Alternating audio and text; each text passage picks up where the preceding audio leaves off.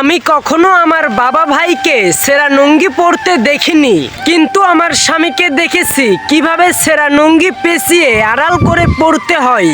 সেই দিনগুলোতে আত্মীয়রা সবাই হারিয়ে গিয়েছিল, চিরচেনা মুখগুলো ঝাপসা হয়েছিল।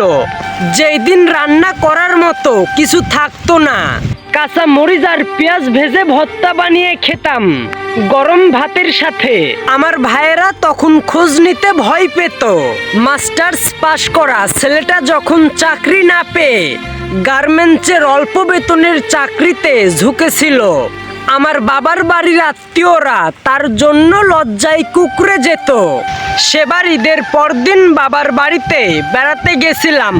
আমার স্বামীর অবহেলার পরিমাণটা এতটাই বেশি ছিল যে সে বাড়িতে 1 বছরের মতো আর পা রাখেনি। আমার 3 বছরের ছেলেটা ভাসুরের ছেলের সাথে খেলতে গিয়ে ধাক্কা লেগে বাম হাত ভেঙে গিয়েছিল।